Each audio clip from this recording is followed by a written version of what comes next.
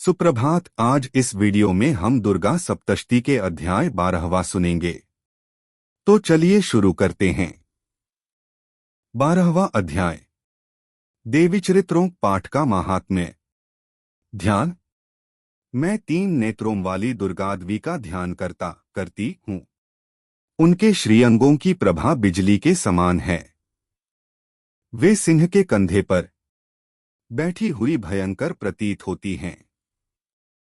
हाथों में तलवार और ढाल लिए अनेक कन्याएं उनकी सेवा में खड़ी हैं।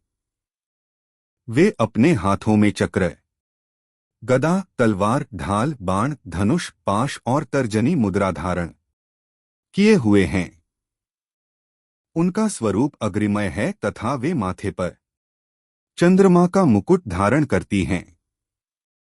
देवी बोली, देवताओं, जो एकाग्रचित्त होकर प्रतिदिन इन स्तुतियों से मेरा स्तवन करेगा, उसकी सारी बाधा में निश्चय ही दूर कर दूंगी। जो मधुकैटभ का नाश, महिषासुर का वध तथा शुंभ निशुंभ के संहार के प्रसंग का पाठ करेंगे तथा अष्टमी, चतुर्दशी और नवमी को भी जो एकाग्रचित्त हो भक्ति पूर्वक मेरे उत्तम महात्म्य का श्रवण करेंगे, उन्हें कोई पाप नहीं छू सकेगा। उन पर पाप जनित आपत्तियां भी नहीं आएंगी। उनके घर में कभी दरिद्रता नहीं होगी तथा उनको कभी प्रेमीजनों के विछोह का कष्ट भी नहीं भोगना पड़ेगा। इतना ही नहीं, उन्हें शत्रु से, लुटेरों से, राजा से, शस्त्र से, अग्नि से तथा जल की राशि से भी कभी भय नहीं होगा। इसलिए सबको एकाग्रचित्त होकर भक्ति पूर्वक मेरे इस महात्म्य को सदा पढ़ना और सुनना चाहिए।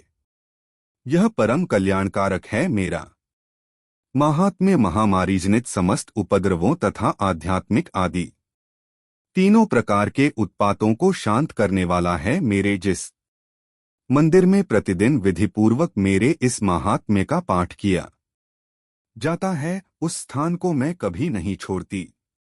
वहां सदा ही मेरा सन्निधान बना रहता है। बलिदान, पूजा, होम तथा सन्निधान बना रहता है। बलिदान, पूजा, होम तथा महोत्सव के अवसरों पर मेरे इस चरित्र का पूरा पाठ और श्रवण करना चाहिए। ऐसा करने पर मनुष्य विधि को जानकर या बिना जाने भी मेरे लिए जो बलि, पूजा या होम आदि करेगा, उसे मैं बड़ी प्रसन्नता के साथ ग्रहण करूंगी।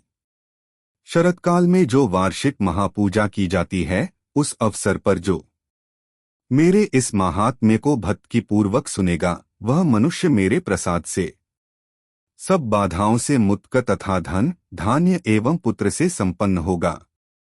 इसमें तनिक भी संदेह नहीं है। मेरे इस महात्म्य, मेरे प्रादुर्भाव की सुंदर कथाएं तथा युद्ध में किए हुए मेरे पराक्रम सुनने से मनुष्य निर्भय हो जाता है। मेरे महात्म्य का श्रवण करने वाले पुरुषों के शत्रु नष्ट हो जाते हैं, उन्हें कल्याण की प्राप्ति होती तथा उनका कुल आनंदित रहता है। सर्वत्र शांति। कर्म में बुरे स्वप्न दिखाई देने पर तथा ग्रहजनित भयंकर पीड़ा उपस्थित होने पर मेरा महात्म्य श्रवण करना चाहिए। इससे सब विपन्न तथा भयंकर ग्रह पीड़ाएं शांत हो जाती हैं और मनुष्यों द्वारा देखा हुआ दुःस्वप्न शुभ स्वप्न में परिवर्तित हो जाता है। बालग्रहों से आक्रांत हुए बालकों के लिए यह महात्म्य शांतिकारक है तथा मनुष्यों के संगठन में फूट होने पर यह अच्छी प्रकार मित्रता कराने वाला होता है। यह महात्म्य समस्त दुराचारियों बल का नाश कराने वाला है। इसके पाठ मात्र से राक्षसों, भूतों और पिशाचों का नाश हो जाता है। मेरा यह सब महात्म्य मेरे सामीप्य की प्राप्ति कराने वाला है। समय प्रकार पुष्प, अर्घ्य, धूप, दीप, गंध आदि उत्तम सामग्रियों द्वारा पूजन करने से, ब्राह्मणों को भोजन कराने से, होम करने से, प्रतिदिन अभिषेक करने से, नाना प्रकार के अन्य भोगों का अर्पण करने से तथा दान देने आदि से 1 वर्ष तक जो मेरी आराधना की जाती है और उससे मुझे जितनी प्रसन्नता होती है, उतनी प्रसन्नता मेरे इस उत्तम चरित्र का एक बार श्रवण करने मात्र से हो जाती है। यह महात्म्य श्रवण करने पर पापों को हर लेता और आरोग्य प्रदान करता है। मेरे प्रादुर्भाव का कीर्तन समस्त भूतों से रक्षा करता है। मेरे प्रादुर्भाव का कीर्तन समस्त भूतों से रक्षा करता है तथा मेरा युद्ध विषयक चरित्र दुष्ट दैत्यों का संहार करने वाला है। इसके श्रवण करने पर मनुष्यों को शत्रु का भय नहीं रहता। देवताओं, तुमने और ब्रह्मर्षियों ने जो मेरी स्तुतियां की हैं तथा ब्रह्मा जी ने जो स्तुतियां की हैं, वे सभी कल्याणमयी बुद्धि प्रदान करती हैं।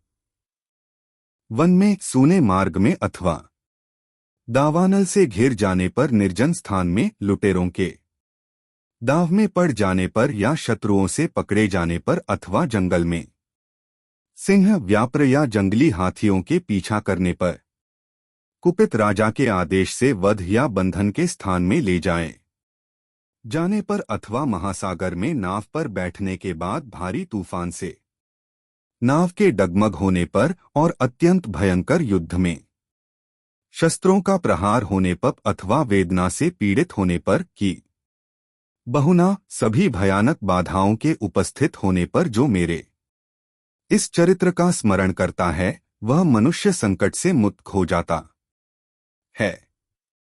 मेरे प्रभाव से सिंह आदि हिंसक जंतु नष्ट हो जाते हैं तथा लुटेरे और शत्रु भी मेरे चरित्र का स्मरण करने वाले पुरुष से दूर भागते हैं। ऋषि कहते हैं, यों कहकर प्रचंड पराक्रम वाली भगवती चंडिका सब देवताओं के देखते देखते वहीं अंतर्धान हो गईं। फिर समस्त देवता भी शत्रुओं के मारे जाने से निर्भय हो पहले की ही भांति यज्ञ भाग का उपभोग करते हुए अपने अधिकार का पालन करने लगे। संसार का विध्वंस करने वाले महाभयंकर अतुल पराक्रमी देवशत्रु शुंभ तथा महाबली निशुंभ के युद्ध में देवी द्वारा मारे जाने पर शेष दैत्य पाताल लोक में चले आए। राजनु, इस प्रकार भगवती अंबिका देवी नित्य होती हुई भी पुनः पुनः प्रकट होकर जगत की रक्षा करती हैं। वे ही इस विश्व को मोहित करती, वे ही जगत को जन्म देती तथा वे ही प्रार्थना करने पर संतुष्ट हो विज्ञान एवं समृद्धि प्रदान करती हैं। राजन, महाप्रलय के समय महामारी का स्वरूप धारण करने वाली राजन, महाप्रलय के समय महामारी का स्वरूप धारण करने वाली वे महाकाली ही इस समस्त ब्रह्मांड में व्याप्त हैं। वे ही समय समय पर महामारी होती और वे ही स्वयं अजन्मा होती हुई भी सृष्टि के रूप में प्रकट होती हैं।